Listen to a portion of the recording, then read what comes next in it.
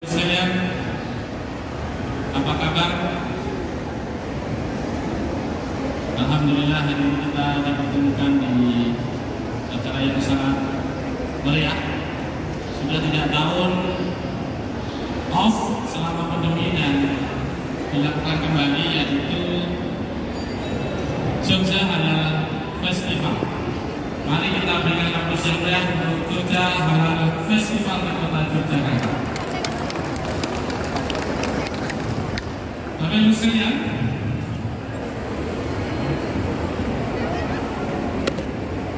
kalau makan jangan berserakan, jagalah dapur biar tak berantakan. Mumpung salam belum saya ucapkan, yang ingin ke toilet atau ke belakang dipersilakan. Birunya laut seperti kolam, orang Jogja pandai menyelam. Dari lubuk hati saya yang paling dalam, saya buka acara dengan salam. Assalamualaikum warahmatullahi wabarakatuh.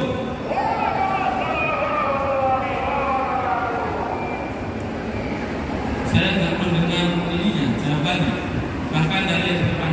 Angkat tangan. Oke. Banyak ya. Siapa? Satu lagi. Siapa di sini adalah developer yang ingin menjalankan developernya dengan skema syariah? Silakan angkat tangan. Oke, ada juga. Satu lagi, siapa di sini dari lembaga keuangan syariah yang ingin menjalankan lembaga keuangannya dengan skema-skema syariah? Masya Allah, Bapak. Oke, ada juga semua ya. Alhamdulillah, hari ini insya Allah saya diamanahi oleh panitia dari Pak Ari untuk menjelaskan tentang Asosiasi Developer Properti Syariah, bagaimana juga rekan-rekan ini Bapak dan Ibu memilih dengan cermat properti syariah yang sedang kita jalankan di Indonesia ini. Asosiasi Developer Properti Syariah ini sudah ada dari, kalau developer properti syariah secara komunitas itu sudah ada dari 2013 Bapak dan Ibu. Jadi perjalanan panjang dari kami ini sudah 8 tahun untuk menjalankan skema-skema properti syariah, dan yang kita jalankan itu memang bisnis modelnya berbeda. Agak beda dengan bisnis-bisnis properti yang konven sebelumnya. Jadi yang kita jalankan itu dari akuisisi lahannya tidak menggunakan perbankan sama sekali, tidak menggunakan dana dari perbankan sama sekali. Kemudian untuk membangun unitnya itu juga tanpa menggunakan dana-dana dari perbankan juga. Kemudian waktu kita jual kepada konsumen, konsumen pun bisa langsung in-house. Istilahnya kalau di properti yang lain itu ada skema in-house itu ya. Bisa di 3 tahun, bisa 5 tahun. Nah, di properti syariah yang kita jalankan itu bisa 8 tahun, 10 tahun, bahkan saat ini bisa sampai 15 tahun. Jadi memang bisnis modelnya agak berbeda ini dengan yang kita jalankan, sehingga kalau Bapak dan Ibu ingin menjalankan properti syariah, ada rekan-rekan developer yang lain ingin menjalankan skema properti syariah, memang harus tahu dulu ilmunya, nggak bisa asal menjalankan. Ini yang memang kita sayangkan kemarin 2016, 2017. 2013 kita jalankan skema properti syariah dan kita dikomunikasi ke beberapa developer yang ingin menjalankan properti syariah. Waktu 2015 menjadi boom, banyak sekali yang menawarkan properti syariah, tapi banyak sekali juga rekan-rekan developer itu tidak menjalankan properti syariah dengan baik dan betul gitu ya. Tadi Ustaz Diana juga menyampaikan ada beberapa langkah-langkah dari para developer untuk menjalankan, harus paham perizinan, paham legalitas, paham masalah cara-cara menjalankan propertinya. Banyak sekali waktu itu 2016-2017 tidak bergabung dengan kami, kemudian langsung menjalankan skema-skema properti syariah. Akhirnya apa? Ada beberapa isu negatif tentang properti syariah saat itu. 2016-2017 mereka banyak jual, tapi 2 tahun setelahnya waktunya bangun nggak bisa membangun. Akhirnya ada isu-isu negatif properti syariah, sehingga kami di developer properti syariah berniat untuk menggawangi para member dan anggota kita, sehingga kita bangun namanya Asosiasi Developer Properti Syariah. Dan alhamdulillah kita tetap duplikasi, kita tetap jaga dari komunitas dan asosiasi ini. Anggotanya sekarang sudah sekitar 3.000 lebih member yang sudah membangun, dan saat ini sudah ada 1.050 titik lokasi di seluruh Indonesia. Dan ini bisnisnya real, dan kadang media tidak memberitakan ini, yang diberitakan hanya yang negatif-negatif saja. Padahal yang positifnya itu jauh lebih besar, lebih banyak, 1.050 titik lokasi di seluruh Indonesia. Di Aceh ada, Kalimantan ada, Papua ada. Jawa Syariah. Bisa di next ya. Oke, dan ini kita sampaikan juga kepada pemerintah stakeholder kita. Ini adalah real solution for property industry. Karena saat pandemi, waktu pandemi itu properti sedang turun, properti syariah justru naik. Bahkan pertumbuhannya kalau kita hitung di tas saja 40-50% pertumbuhannya. Dan banyak sekali konsumen-konsumen saat ini sudah mencari dengan skema-skema syariah pastinya ya.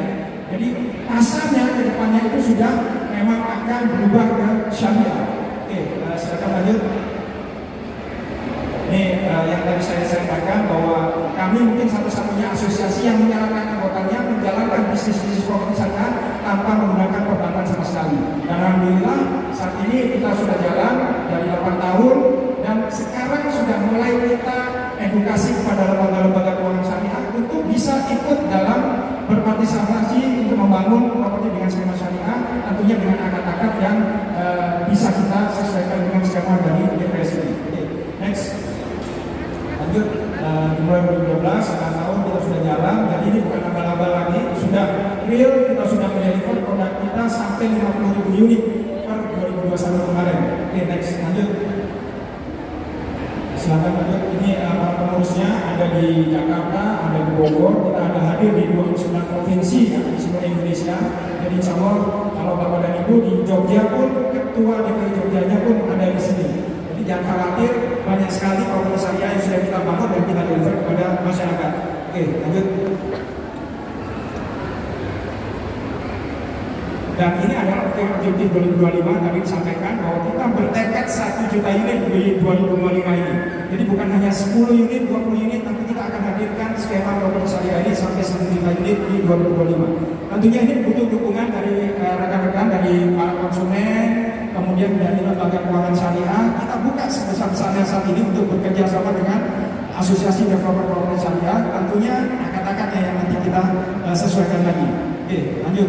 Kita matangkan bisnis model properti syariahnya dan alhamdulillah saat ini kita benar-benar sudah matang banget. Banyak sekali sekarang lembaga-lembaga keuangan syariah yang bisa mengikuti dengan skema-skema yang kita harapkan. Apa sih bedanya? Bedanya adalah yang kita edukasi kepada lembaga keuangan syariah itu adalah kita jual belinya sudah bukan uang, tapi jual belinya adalah barang. Di Bekasi itu sudah ada lembaga keuangan syariah, mereka benar-benar beli rumahnya kepada developer. Kemudian setelah rumahnya dimiliki baru jual kepada konsumen. Bahkan kalau ada yang bocor-bocor rumahnya, gentengnya bocor, kemudian ada retak-retak di bangunannya, itu langsung lembaga keuangan syariahnya. Jadi konsumen bisa komplain kepada lembaga keuangan syariahnya, bukan langsung ke developer, karena rumahnya sudah milik lembaga keuangan syariah tersebut. Ada sudah yang melakukan seperti itu. Dan insya Allah semakin banyak ke depannya nanti.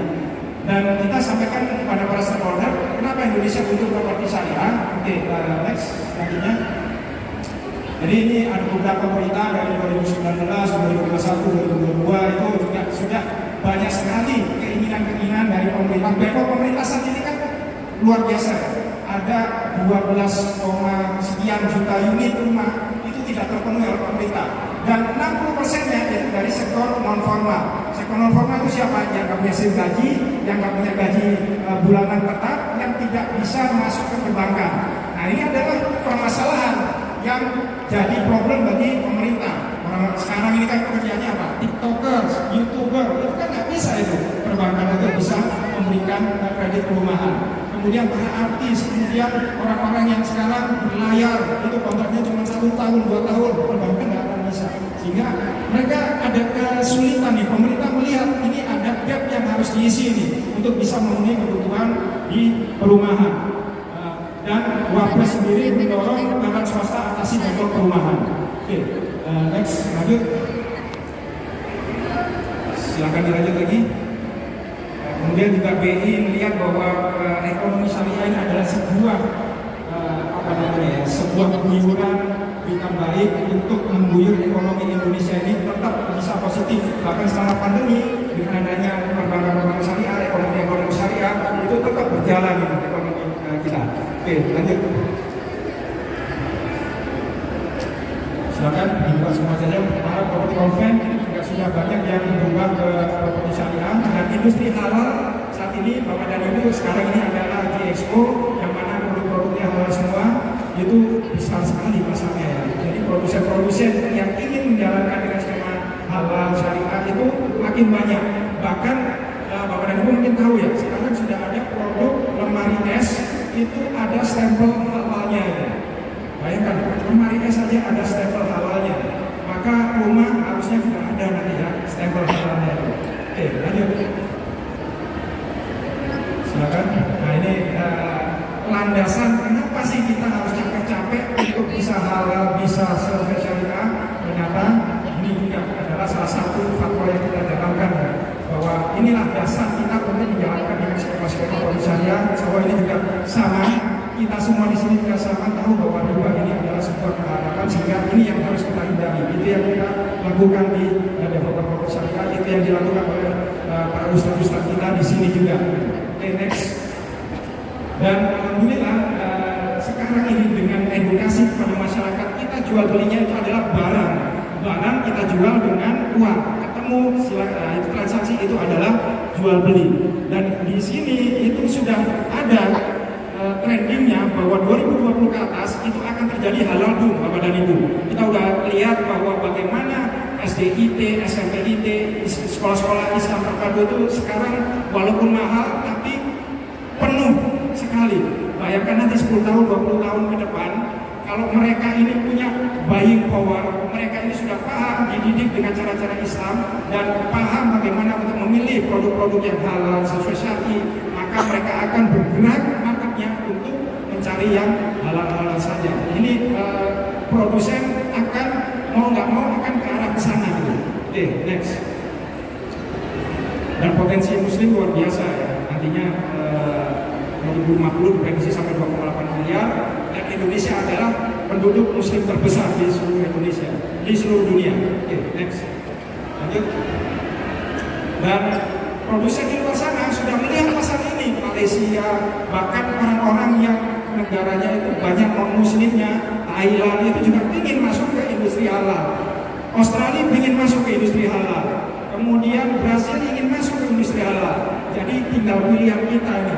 Apakah kita mau jadi penonton saja, mau jadi konsumen saja, atau mau ikut dalam berkontribusi aktif memproduksi barang-barang yang halal dan sesuai syar'i tersebut. Oke, lanjut. Oke, next. Silakan. Dan ini juga yang tadi saya sampaikan 2020, 2021 saat pandemi, alhamdulillah produk syariah bukannya turun tapi justru malah naik luar biasa sekitar 40-50%. Dan sudah banyak yang meneliti, bahkan ada namanya Hood Institute, itu adalah partner dari PUPR. Mereka melihat bahwa konsep ini adalah konsep yang Pancasilais. Kenapa orang-orang yang nggak punya akses ke perbankan itu bisa beli rumah di properti syariah? Konsep yang adil, konsep yang bisa menghadirkan solusi bagi para penduduk Indonesia, masyarakat Indonesia untuk memiliki rumah nantinya. Oke, next, selanjutnya. Lanjut lagi. Ini sudah ada beberapa lembaga keuangan juga yang ber-MOU dengan kita, bahkan ada satu lembaga keuangan syariah ya yang sudah cukup besar dananya, siap support masuk ke properti syariah. Sehingga ini adalah sebuah terobosan untuk mewujudkan yang namanya 2025 nanti 1 juta unit properti syariah. Dan kita butuh bantuan dari Bapak Ibu semua, dari konsumennya, dari lembaga keuangan syariahnya, dari para developernya. Ayo kalau kita sama-sama melihat market ini memang luar biasa besar, dan kita melihat bahwa ini adalah satu-satunya cara untuk bisa sesuai dengan syariah, ayo kita besarkan ini properti syariah. Itu ya. Oke, lanjut. Nah, kemudian bisakah properti syariah menjadi sebuah industri properti di Indonesia? Oke, lanjut. Nah, ini yang silakan dibuka semua. Ini sebaran proyek kita, Bapak dan Ibu. Ini proyek yang real yang sudah kita bangun di 2021. Jadi setiap akhir tahun itu kita hitung nih proyek para member dan anggota kita itu berapa banyak. Ternyata sudah 1054 proyek di seluruh Indonesia, dari Sabang sampai Merauke, Aceh sampai Papua pun ada itu, Bapak dan Ibu. Bali pun itu kita juga punya proyeknya. Jadi ini sudah tersebar di seluruh Indonesia. Oke, lanjut. DIY ada juga, ada sekitar 40 proyek gitu ya. Dan ini yang kita sampaikan kepada para stakeholder properti syariah ini memberikan dampak yang luar biasa. Jumlah member sekarang ini lebih dari 23.000. Ini data tahun lalu ini. Persebaran proyeknya sudah di 1.000 titik lokasi proyek. Kemudian ini terjual terbangun kita deliver kepada masyarakat itu sudah sampai 45.000 unit di seluruh Indonesia. Kemudian penyerapan tenaga kerjanya juga luar biasa. Transaksinya per bulan kita hitung itu sekitar 20 miliar per bulannya. Jadi ini sebuah sinaman yang positif sekali di tengah-tengah ekonomi yang lagi lesu. Kita melihat properti syariah ini bisa memberikan dampak positif bagi perekonomian di Indonesia. Dan kita juga sudah masuk ke asosiasi di PUBR dan kita daftarkan di SIREN sehingga kita memang sebagai lembaga yang resmi di Indonesia. Oke, next. Memiliki proyek perusahaan dan ini yang kita sampaikan kepada para developer yang ingin masuk ke properti syariah. Tadi Ustaz Diana menyatakan ada 4, kita sampaikan ada 13. Jadi developer itu nggak bisa seenaknya saja mengejak bahwa menjalankan skema properti syariah asal nggak pakai uang itu syariah. Enggak gitu. Ada 13 poin-poin, 13 proses yang harus dilalui dan dipahami dan mereka juga harus secara profesional mengerti proses-proses tersebut. Ada dari akuisisi lahannya, kemudian dari cara mengedukasi kepada para konsumennya, kemudian bagaimana akadnya, bagaimana verifikasinya. Karena sudah tidak ada yang verifikasi, perbankan nggak melakukan verifikasi untuk developer properti syariah. Pada developer properti syariah yang melakukan verifikasi terhadap konsumennya. Jangan sampai ketika kita verifikasi, kemudian kita semua orang kita bolehkan untuk membeli, akhirnya developernya nggak bisa membangun. Itu jadi permasalahan juga ya kepada ibu. Jadi ada 13 proses yang harus dipahami, dimengerti dan benar-benar profesional dalam menjalankan properti syariah tersebut. Ini yang kita sampaikan di anggota asosiasi. Oke, lanjut. Sehingga kita juga sampaikan kepada stakeholder, pemerintah, lembaga keuangan syariah atau siapapun yang berhubungan dengan properti syariah bahwa properti syariah ini terbukti termasuk salah satu yang tidak terpengaruh krisis ekonomi. Bisnisnya tidak terpengaruh krisis ekonomi, bahkan eksponensial pertumbuhannya sampai 50% di 2020-2021. Sudah menyediakan 45.000 unit, kemudian penyerapan tenaga kerja luar biasa besar dan putaran uang per bulan properti syariah saat ini bisa sampai 100 miliar per bulannya dan revenue-nya, valuasinya itu bisa di angka 20 triliun dari 1.000 titik lokasi yang sudah kita bangun di seluruh Indonesia. Oke, lanjut. Nah, kemudian bagaimana di sana asosiasi developer properti syariah itu membuat infrastruktur sehingga para developernya yang ingin menjalankan dengan skema syariah itu asosiasi akan melakukan regulasinya. Jadi Bapak dan Ibu kalau nggak yakin apakah ini sudah syariah atau belum, atau nggak yakin apakah proyeknya ini bisa deliver unitnya atau tidak, bisa cek kepada asosiasi kami ini. Karena di DPW di wilayah masing-masing kita sudah ada, sehingga Bapak dan Ibu bisa ngecek juga apakah proyek ini sudah terdaftar di asosiasi, terdaftar di SIREN atau sudah terafiliasi dengan asosiasi kami, atau juga bisa cek juga ada namanya HERA yang punya divisi syariah juga, silakan itu bisa menjadi salah satu opsi untuk bisa cek. Dan ini yang kita lakukan di asosiasi, infrastrukturnya kita standarkan perusahaannya, cara-cara mengelola properti syariah ini kita standarkan, kemudian kita hadirkan banyak proyek yang berkualitas. Proyek kita di Bandung, proyek saya pribadi itu dari harga 150 juta sampai harga 1M, bahkan ada yang harga 2M, 3M pun ada semua.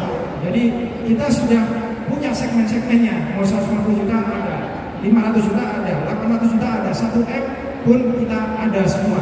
Sehingga tidak ada pilihan lain bagi konsumen, harusnya kalau memilih seorang muslim yang carinya adalah yang properti syariah.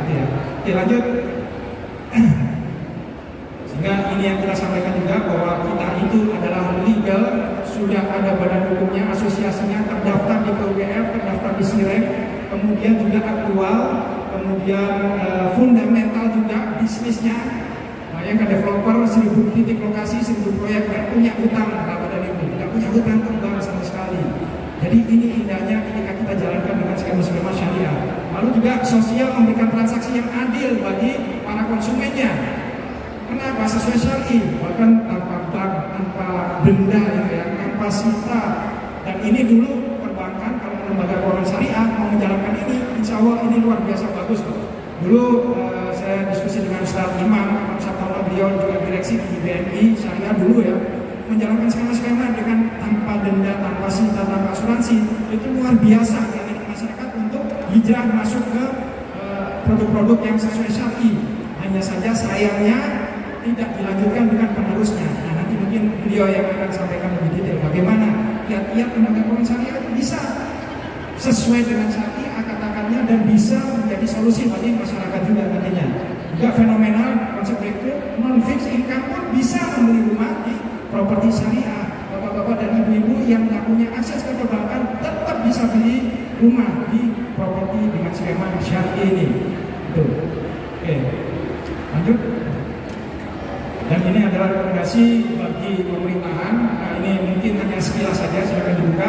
Jadi yang ini yang kita harapkan dari pemerintah nantinya, ayo kita buat skema-skema yang bisa kita buat standarisasinya. Kita buat undang-undang, peraturannya kita buat. Insya Allah ini juga sudah kita sampaikan kepada para stakeholder di pemerintahan, yang insya Allah nantinya Bapak dan Ibu bisa terlindungi sebagai konsumen dalam membeli rumah dengan konsep skema properti syariah. Itu Bapak dan Ibu yang bisa kita sampaikan.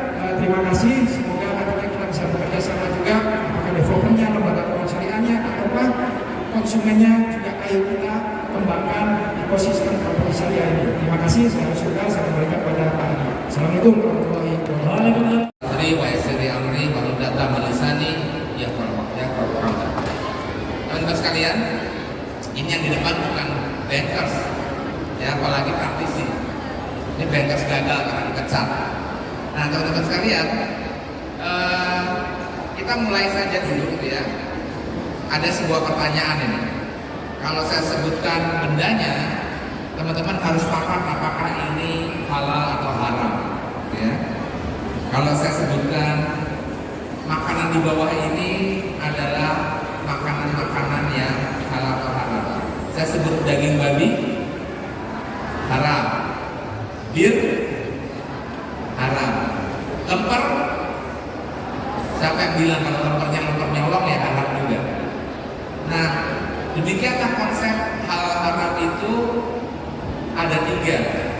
Pertama adalah zatnya, yang kedua adalah cara mendapatkannya, yang ketiga adalah cara mengolahnya. Jadi anggur misalkan itu halal, anggur ditanam sendiri halal juga, tapi pada saat diolahnya bukan anggur colongan, tapi pada saat diolahnya dibuat fermentasi sehingga menjadi anggur merah gitu ya, yang kadar alkoholnya bisa memabukkan. Nah, kadang-kadang kita hanya peduli soal zatnya saja. Padahal, next kita lanjut. Kenapa rumah ini kita harus hati-hati? Lanjut lagi. Nah, next lanjut lagi. Nah, ini dia. Buat bapak dan ibu yang memang ingin berniat membangun atau membeli sebuah rumah, buat umat muslim, fungsi daripada rumah itu bukan sekedar untuk mempertahankan atau melindungi diri, bukan urusan cantik-cantikan, bukan urusan mahal dan murah. Kadang-kadang kita suka tertarik, enakan beli di sana, lebih murah. Sama-sama lemper kok, gitu kan? Sama-sama lemper, tapi kadang-kadang kita lupa tadi, meskipun sama-sama lemper, 3 kriteria itu harus terpenuhi, gitu ya. Jadi urusan halal haram tidak hanya sekedar urusan mahal dan murah, ya. Soalnya banyak yang protes, kok bank syariah mahal? Dipikirin, ya, dipikirin. Itu kriterianya beda jalur, ya. Maksudnya untuk bercerita halal haram itu jangan dimasukkan parameter murah mahal. Murah mahal itu parameternya lain, ya. Nah teman-teman sekalian, ini dia rumah itu sebagai al-musola, al-madrasah, al-junah, al-maskanah, al-markas, ya, al-makam yang sunnah, al-makam dan al-mashkur. Nah kira-kira inilah rumah yang ingin kita diami. Oleh karenanya sumbernya pun juga harus berasal dari sumber yang halal, didapat dengan cara-cara yang halal, dan diolah atau ditransaksikan dengan cara yang halal juga. Ingat semboyan, money can buy a house but not a home. Uang itu bisa membeli rumah tapi tidak bisa membeli tempat tinggal. Nah, tempat tinggal itu adalah di mana teman-teman sekalian merasa ingin kembali, ya. Meskipun rumahnya besar tapi nggak ingin kembali, itu bukan rumah, ya. Next, lanjut saja. Nah, langsung ini kayaknya pembahasan ini aja cukup ini. Ini yang sering matriks yang sering kita lihat, ya. Perbedaan KPR Bank Konven, Bank Syariah, dan Developer Financing atau kita sebut sebagai KPR Syariah tanpa bank, ya. Ini kan sering dibuat seperti ini. Ya, sekali lagi ini matriks, bukan halal dan haram, gitu ya. Kalau halal dan haram kita harus sambungkan dengan dalil dan seterusnya. Jadi juga jangan kemudian kita mengatakan oh ini halal dan haram, ini matriks model bisnis saja. Pertama, pihak yang bertransaksi. Bank konvensional itu 3 pihak. Kenapa terjadi 3 pihak? Karena bank konvensional itu konsepnya adalah money lender. Money lender itu adalah pelepas uang, meminjamkan uang. Oleh karenanya urusannya itu ada 3. Saya meminjamkan duit, kamu yang pinjam duitnya, kemudian ada penyedia barangnya. Nah, sementara KPR Bank Syariah ini juga sering keliru. Pada hakikatnya, pada saat kita pakai akadnya, balik lagi, tergantung akadnya. Kalau akadnya murabahah, namanya jual beli. Kalau jual beli, di mana-mana hanya 2 pihak, penjual dan pembeli. Ya, dan ini juga sekaligus buat teman-teman bank syariah yang lain, gitu ya. Tadi benar disampaikan bahwa pada saat bank itu sudah mengambil posisi sebagai penjual, maka kewajiban daripada penyerahan barang, kualitas barang dan seterusnya ada di sisi penjual. Kadang-kadang bank syariah itu masih memposisikan dirinya sebagai money lender, ya. Apa-apa masih menjadi tanggung jawab dari developernya. Ini yang juga kemudian akhirnya menjadi timbul pertanyaan tidak syariahnya bank syariah. Sebenarnya bukan salah daripada akadnya, tapi bagaimana bank syariah mempraktekannya. Next, kemudian barang jaminan. Terus belum? Masih yang tadi. Nah, barang jaminan sama-sama semuanya rumah yang diperjual belikan. Sistem denda, nah ini dia. Bank konven ada denda, ya, karena dia peminjam uang. Meminjamkan uang ada time value of money. Jadi kalau uang itu telah masuk, itu ada argonya. Uang lahir dari fungsi daripada waktu. Nggak apa kalau di bank konven itu nggak ada barang, nggak ada masalah. Yang penting begitu uang di tangan kita, maka argonya jalan. Apakah ada produksi, apakah ada value added atau enggak penting. Nah, sementara yang berikutnya sistem denda. Saya menyebutnya di situ kalau yang di matriks yang dulu KPR Bank Syariah dibilangnya ada denda. Ada denda. Nah, waktu balik lagi periode BNI Syariah mudah-mudahan diteruskan sama teman-teman di DSI itu murabahah sudah tidak ada denda. Ya, tidak ada denda. Kenapa? Balik lagi. Kalau ada denda itu yang kemudian beberapa masyarakat itu menyebabkan timbul gotong. Kenapa? Berapa sebenarnya harga jual rumahnya? Karena pada saat jual beli itu kan harga ditetapkan di depan. Nah, pada saat di tengah jalan kemudian ada denda, itu yang menyebabkan teman-teman khawatir, lantas tidak pasti berapa harga jualnya. Nah, tapi kembali lagi sebagian teman-teman yang lain, ya, DSN MUI membolehkan. Tetapi kembali lagi kalau saya baca fakta dari DSN MUI yang membolehkan itu dasarnya adalah apabila seseorang memiliki hutang, ya memiliki hutang, dia punya uang tapi menunda-nunda.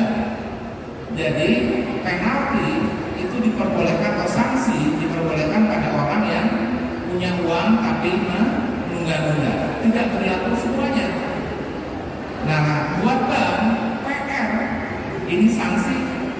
Gimana caranya membuktikan bahwa orang itu punya uang dan menunda-nunda? Kalau ini dilaksanakan beneran, itu ongkos penyidikannya lebih capek daripada dendanya. Oleh karena di gaji syariah maka saya teruskan sudah nggak usah saja. Toh fatwanya pun juga boleh. Jadi nggak boleh pun tidak dilarang.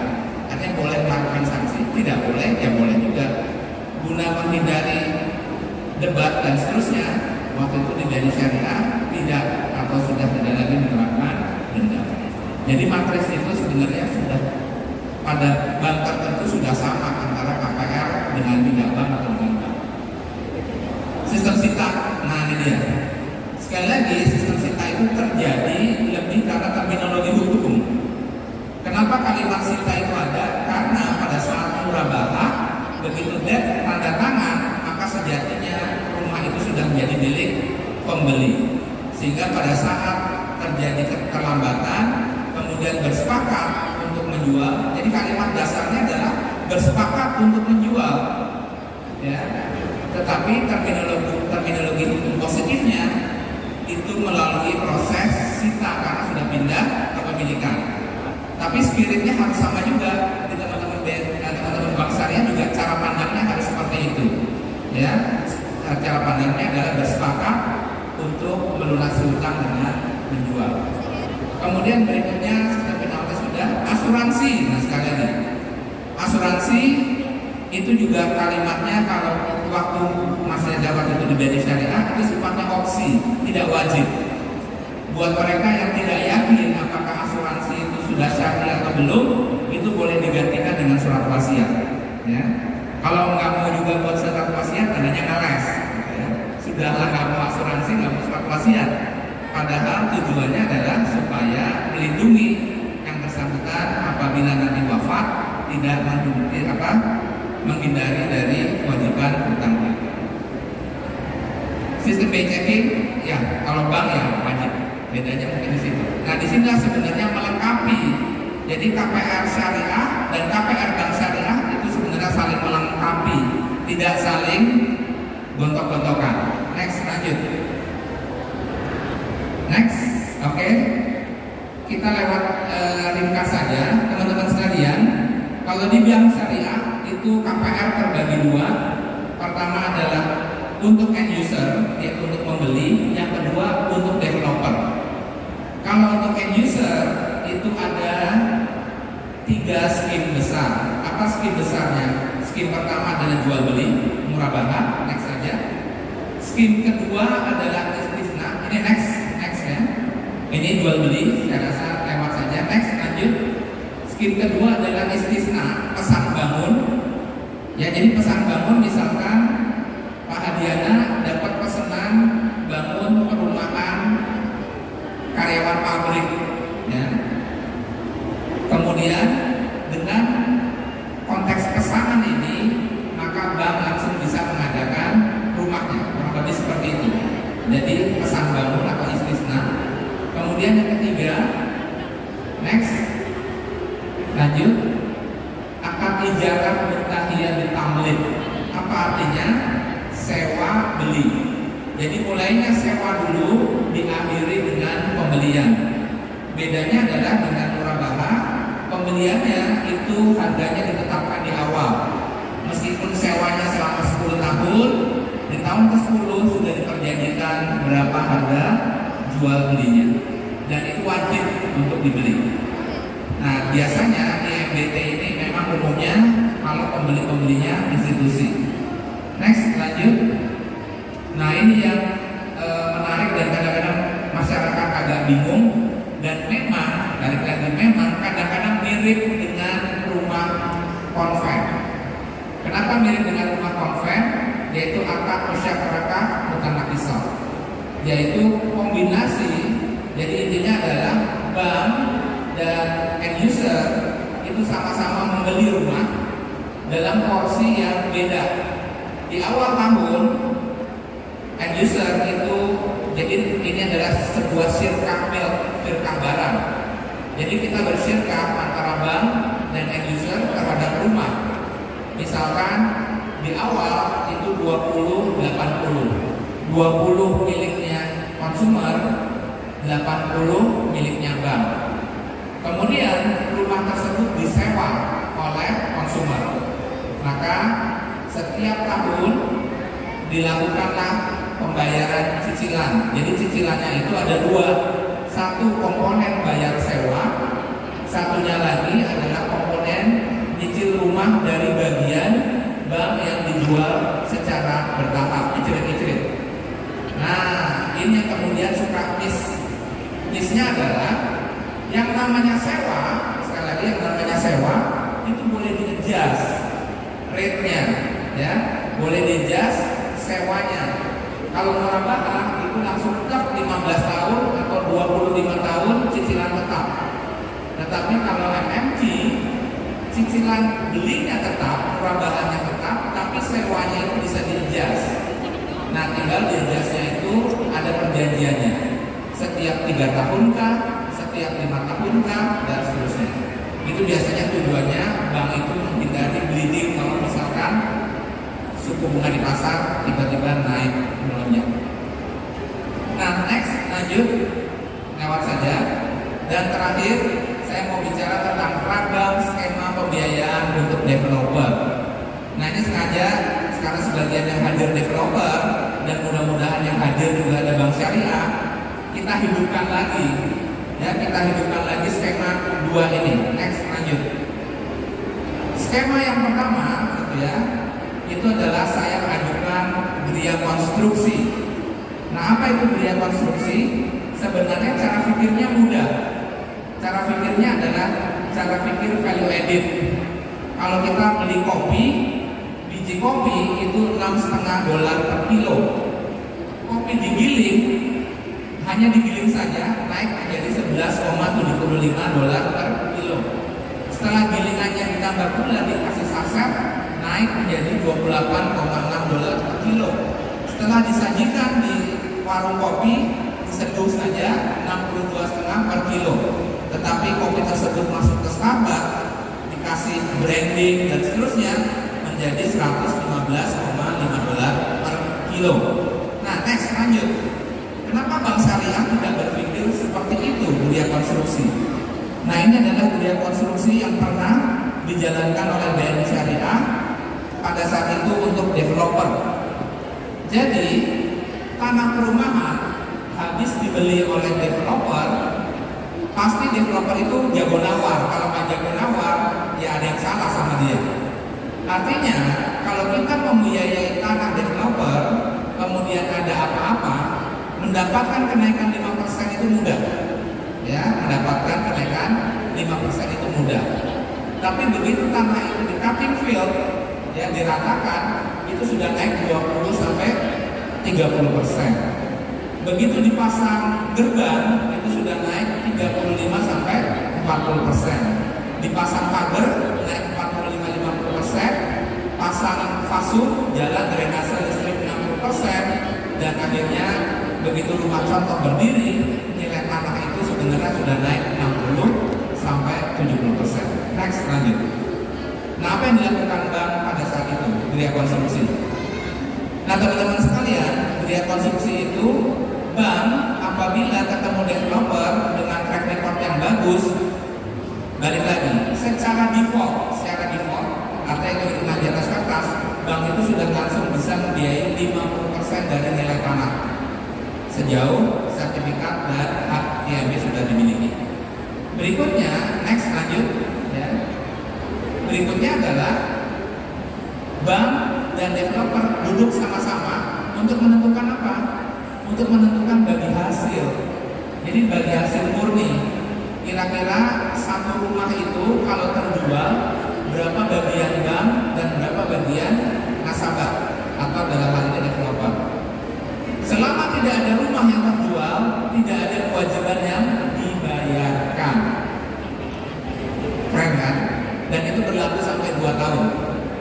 Jadi 2 tahun kalau nggak ada jualan itu developer nggak punya kewajiban apa-apa. Tapi kalau 2 tahun belum terbayar juga, ayo kita jual bareng-bareng. Gitu. Tadi ditanya sama Mas Sukar, kalau gitu nanti NPL-nya bank itu naik, yaitu resikonya bank. Ya, itu resikonya bank syariah. Itu gunanya banker syariah. Banker syariah itu bukan money lender. Banker syariah itu juga sebagai risk taker dari bisnisnya. Ya udah, kita sama-sama 2 tahun. Kalau ternyata 2 tahun nggak jualan, ya kita sama-sama salaman, sama-sama menggoblokkan diri sendiri. Ya, menggoblokkan diri sendiri. Banknya goblok, developernya goblok. Ya sudah, salaman, ya kita jual. Berapa bagian bank, berapa bagian nasabah. Ya. Tapi logikanya masa iya sih 2 tahun kita puasa gitu ya, kecuali COVID. Nah, ternyata ini sudah dijalankan oleh BNI Syariah waktu itu. Dan berapa margin yang didapat oleh BNI Syariah, saya buka-bukaan saja. Dengan skema seperti ini digemari oleh developer dan disenangi oleh BNI Syariah. Kenapa? Karena kalau kita jualan, ya, jualan modal kerja, waktu itu mentoknya di 12%, 12-13%. Tapi begitu Gria Konstruksi, kita sama-sama di 18-19. Si developernya senang karena tidak dikejar-kejar harga. Pada saat bagi hasil juga suka. Kewajiban muncul pada saat uang developer ada. Ya, ada kewajiban pada saat ada uang, selesai, nggak ada masalah. Ya. Karena kewajiban muncul setiap rumah terjual. Next, lanjut. Nah, ini yang dahsyat. Setelah sukses dengan Gria Konstruksi, waktu itu BNI Syariah maju dengan Gria Swakarya ke OJK. Nah, apa ceritanya? Dan ini juga menjawab keraguan-keraguan teman-teman yang tadi bicara KPR syariah. Kenapa? Karena kalau Gria Swakarya sudah tercapai, maka KPR syariah yang teman-teman banggakan itu bukannya surut, tapi bisa melompat. Melompat itu karena KPR yang sekarang itu financing dari developer. Karena kekhawatiran ketidaksyariahnya. Tapi begitu Gria Swakarya terjadi, developer juga nggak mau kok. Kasarnya ngapain kasih pinjaman consumer financing? Kan dia lebih karena menjaga syariahnya misalkan. Nah, Gria Swakarya, apa itu Gria Swakarya? Gria Swakarya, bank itu akan mencari developer dengan track record yang bagus untuk kemudian sama-sama berkolaborasi, mulai dari beli tanah, sekali lagi mulai dari beli tanah sampai marketingnya, sampai terjualnya 100% uangnya bank. Cuman bedanya aset tersebut dicatat di neraca bank, atau dengan kata lain bank memiliki inventory. Pada saat bank dijual kepada end user, itu benar-benar yang namanya murabahah. Ya. Kalau sekarang pakai wakalah. Pakai wakalah itu artinya apa? Artinya dimiliki oleh bank. Tapi 60 detik kalau nggak salah. 60 detik. Jadi Bapak dan Ibu, kita mulai dengan wakalahnya ya. Dengan ini menguasakan kepada Tuan A untuk membeli rumah atas nama bank secara sekian teken. Udah teken. Bapak dan Ibu, mari kita mulai dengan akad murabahahnya. Jadi kalau ditanya apakah dimiliki bank insya Allah. Tapi masalah berapa waktunya, ya tadi mungkin 60 detik gitu ya. Tapi tidak sempat masuk ke inventory. Nah, kalau ini benar-benar masuk ke inventory. Nah, apa fungsi dari developer? Fungsi dari developer berubah menjadi kontraktornya bank, marketing agent, semuanya lah. Kontraktor, marketing agent, dan seterusnya. Dan sama sekali tidak punya kewajiban. Kalau Gria Konstruksi masih punya kewajiban, tapi kalau Gria Swakarya nggak punya kewajiban, karena bank sama sekali tidak kasih pinjaman, ya, benar-benar bermitra. Nah, kita harapkan mudah-mudahan forum ini mengingatkan kembali buat teman-teman bank syariah bahwa yang kita miliki itu adalah smartphone. Smartphone itu punya banyak, jangan yang dipakai hanya itu saja.